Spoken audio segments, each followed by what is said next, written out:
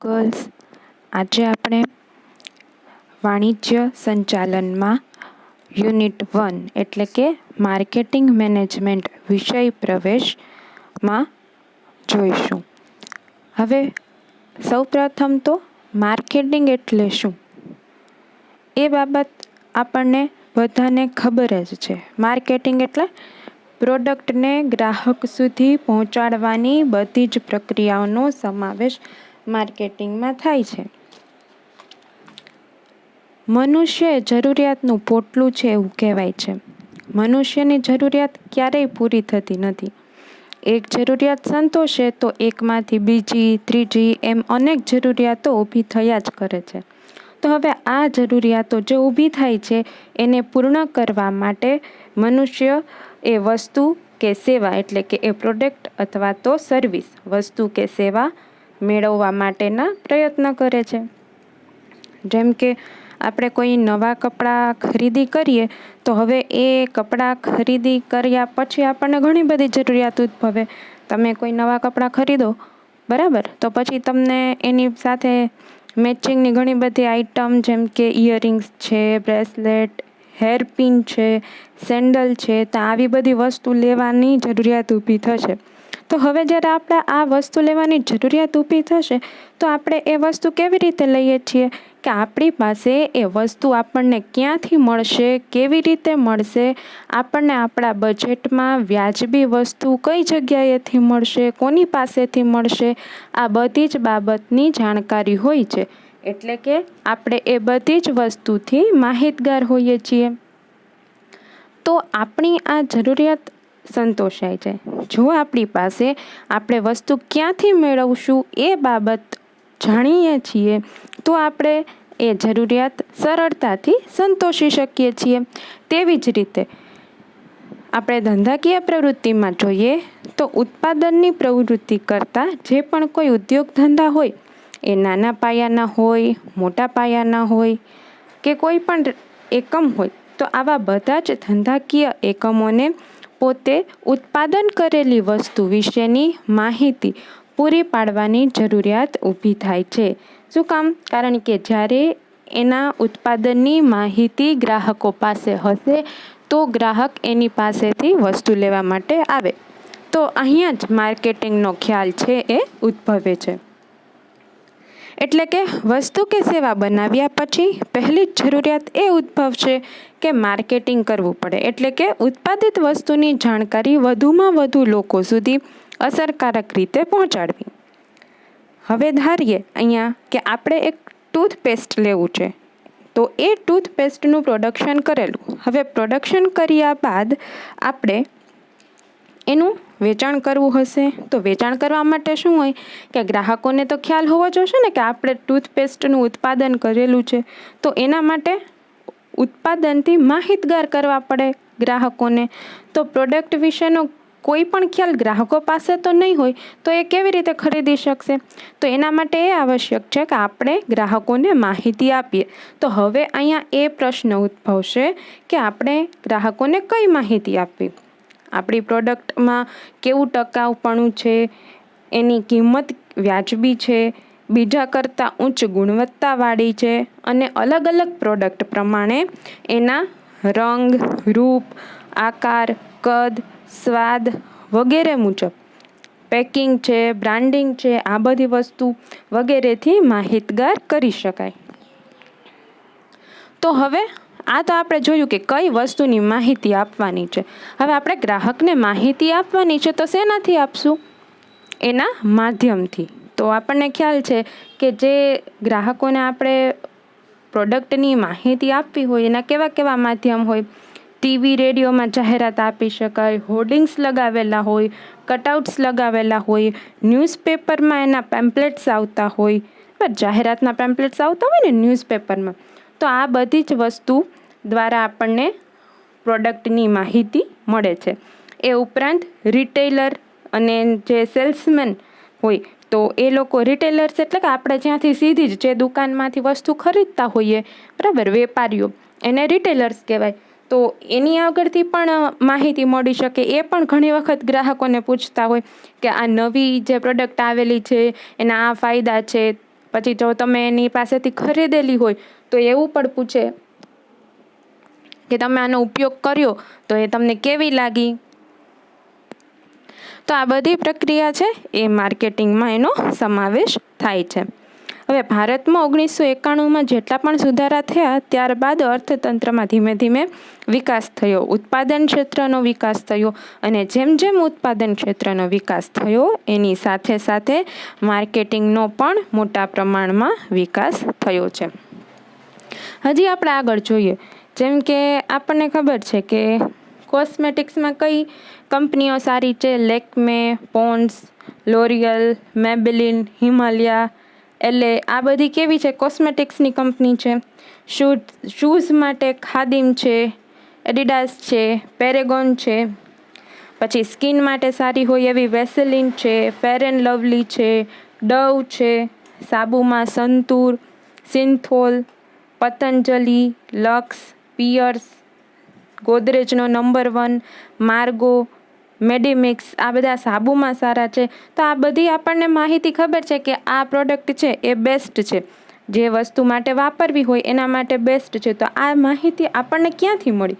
કારણ કે આપણે એ માહિતીનું જે માર્કેટિંગ એ લોકોએ કરેલું છે એ માર્કેટિંગમાં એની જાહેરાત દ્વારા આપણને એ માહિતી મળી છે. તો હવે આમાંથી આપણા માટે જે સારી વસ્તુ હશે એ આપણે ખરીદીએ છીએ. આ બધી વસ્તુની આપણે જે વાત કરી, લગભગ બધા જ લોકોએ એવો આ પ્રોડક્ટ્સનો ઉપયોગ કરેલો હોય, બરાબર.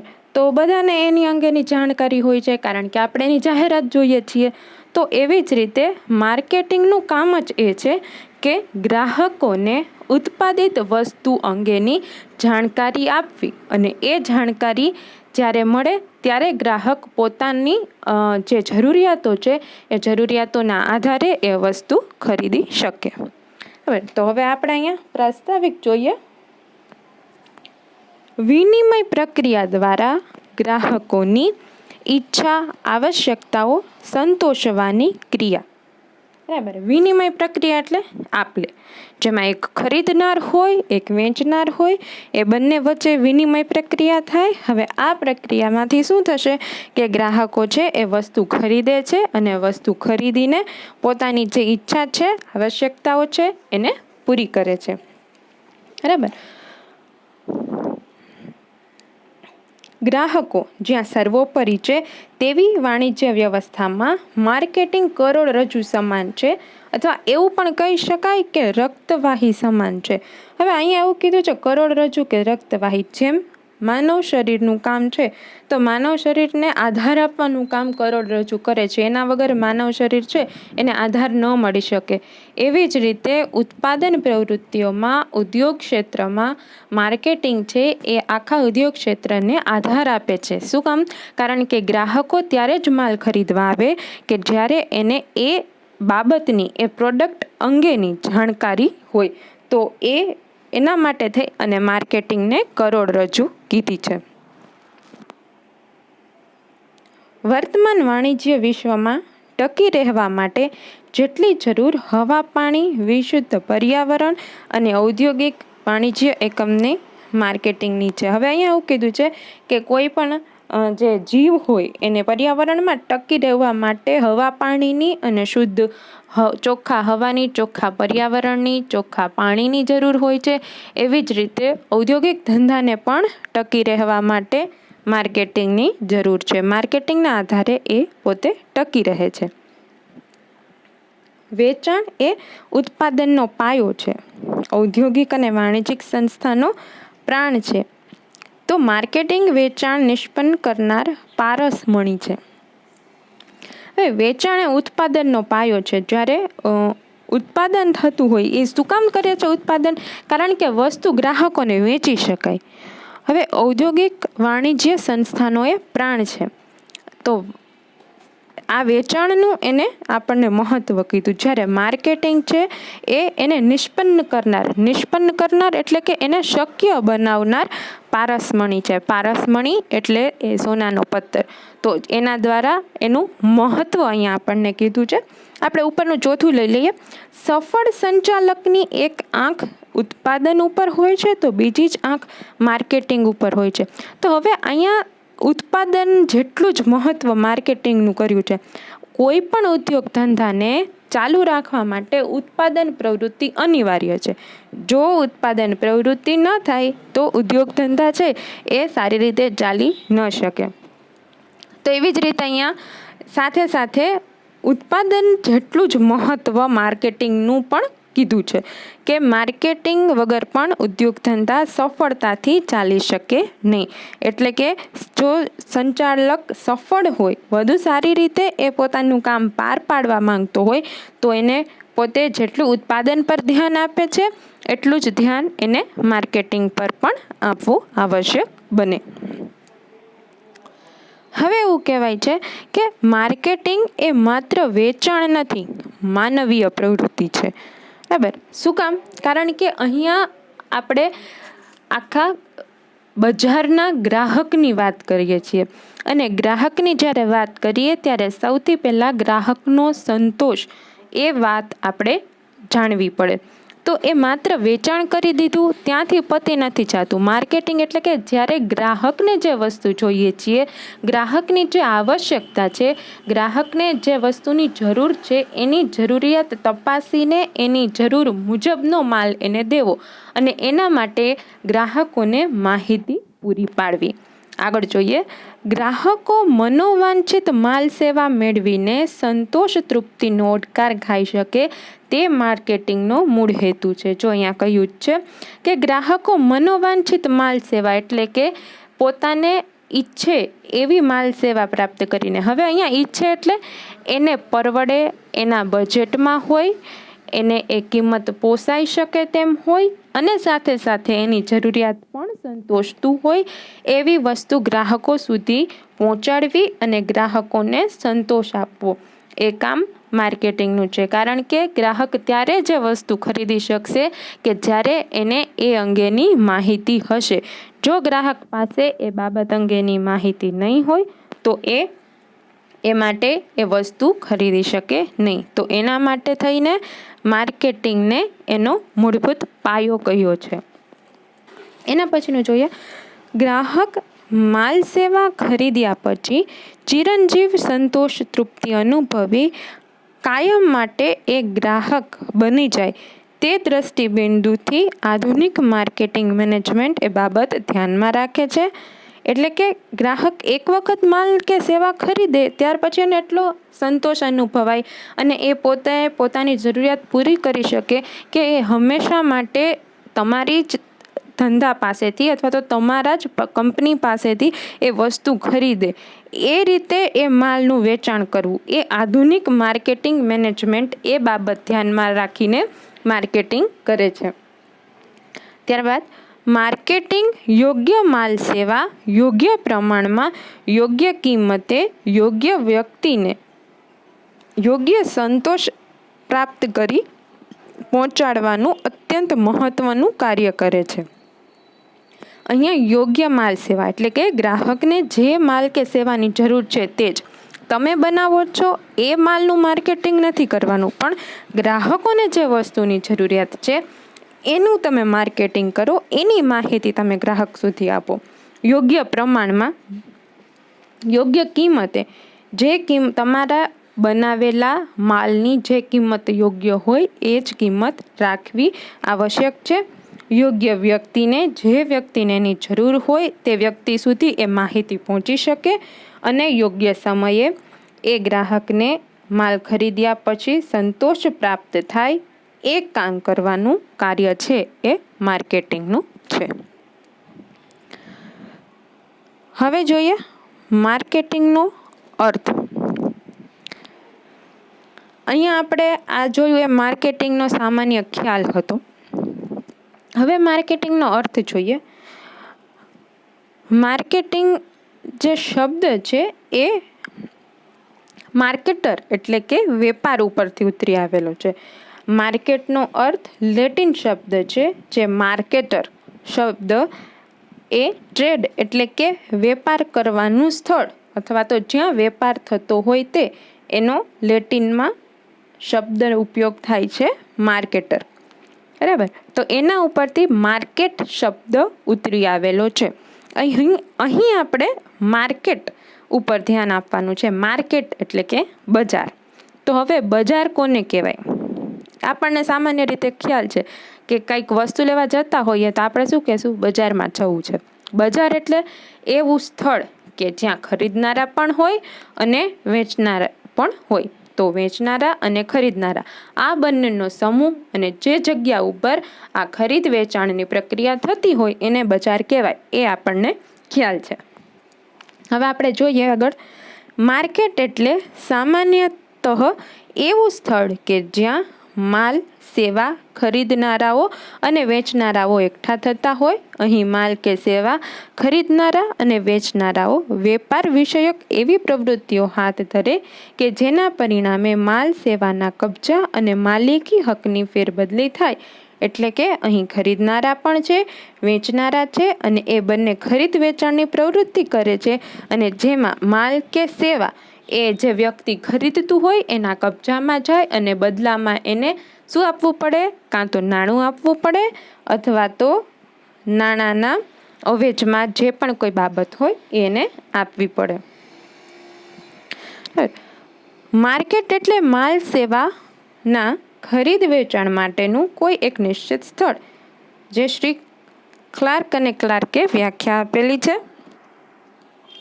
એક એવું નિશ્ચિત સ્થળ કે જ્યાં ખરીદ વેચાણ થતું હોય. શેનું?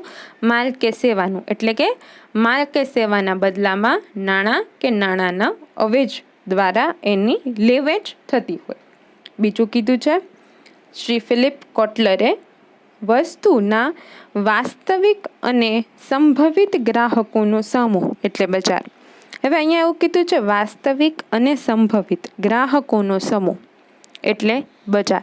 તો વાસ્તવિક તો સમજાણું કે જે વ્યક્તિ તમારી પાસેથી માલ લેવા આવેલો છે એને તમે તમારો વાસ્તવિક ગ્રાહક કહી શકો.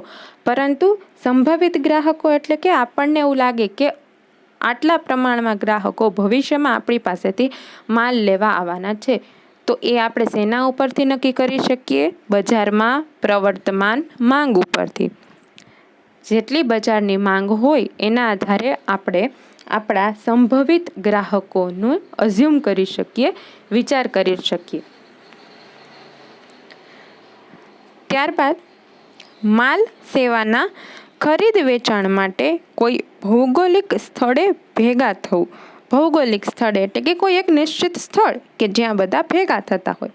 એટલું જ નહીં પરંતુ ખરીદનાર, વેચનાર પ્રત્યક્ષ મળે કે પરોક્ષ મળે. પ્રત્યક્ષ એટલે કે સીધું, ફેસ ટુ ફેસ કોઈ એક જગ્યા ઉપર જઈ અને પ્રત્યક્ષ રીતે ખરીદ વેચાણ કરે. હવે પરોક્ષ એટલે તાર, ટપાલ, ટેલિફોન, સંદેશા વ્યવહારના કોઈ માધ્યમ દ્વારા આ પ્રવૃત્તિ કરે. હવે તાર, ટપાલ, ટેલિફોન સિવાય પણ ઓનલાઈન માર્કેટિંગનો જે આખો ખ્યાલ વિકસેલો છે, બરાબર. ઈ કોમર્સ, ઓનલાઈન જે ખરીદ વેચાણ થતું હોય એની જુદી જુદી એપ છે, આપણને ખ્યાલ જ છે. એમેઝોન છે, સ્નેપડીલ છે, ફ્લિપકાર્ટ છે. તો આવી બધી ઓનલાઈન એપ દ્વારા પણ ખરીદ વેચાણ થાય છે. તો એને કહેવાશે પ્રત્યક્ષ અથવા તો પરોક્ષ. તો સામાન્ય રીતે જ્યારે તમે એ જગ્યા ઉપર ગયા વગર જ સીધો ઓર્ડર મોકલાવી દેતા હો, ફોન ઉપર હોય કે ઓનલાઈન એપ ઉપર હોય, તો આને કહેવાશે પરોક્ષ બજાર. ત્યારબાદ ગ્રાહકોથી જે વ્યાખ્યા આપેલી છે એ છે અમેરિકન માર્કેટિંગ એસોસિએશન. ઉત્પાદકોથી ગ્રાહકો, ખરેખર ઉપભોગકર્તા સુધી. એટલે કે ઉત્પાદકોથી માલ પહોંચે છે કોની પાસે? ગ્રાહકો. ગ્રાહકો કોણ છે? ખરેખર ઉપભોગકર્તા. ઉપભોગકર્તા એટલે કે એ માલ વાપરનાર, વપરાશ કરનાર. તો ઉપભોગકર્તા સુધી માલ કે સેવાનો પ્રવાહ વહે. એટલે કે માલ કે સેવા ગ્રાહકો સુધી પહોંચે છે. કોની પાસેથી? ઉત્પાદકો પાસેથી. તો હવે આ જે પ્રક્રિયા થઈ એની તમામ પ્રવૃત્તિઓ, એ સિવાય વ્યક્તિઓનો સમાવેશ માર્કેટિંગમાં થાય છે. તો આ આખી જે પ્રવૃત્તિ છે અને એમાં સંકળાયેલા વ્યક્તિઓ છે એ બધાનો સમાવેશ છે એ માર્કેટિંગમાં થાય છે. ટૂંકમાં ઉત્પાદકોથી ગ્રાહકો સુધી જે માલ કે સેવા પહોંચે છે એની જે આખી પ્રક્રિયા છે એમાં સમાવેશ દરેક વ્યક્તિ અને બાબત, તેને કહેવાશે માર્કેટિંગ. હવે આ વ્યાખ્યા કોને આપેલી છે? અમેરિકન માર્કેટિંગ એસોસિએશને. બરાબર. તો હવે પછી આપણે માર્કેટિંગના આવશ્યક તત્વો અને માર્કેટિંગનો જે ખ્યાલ છે એ આકૃતિ દ્વારા સમજીશું. Thank you.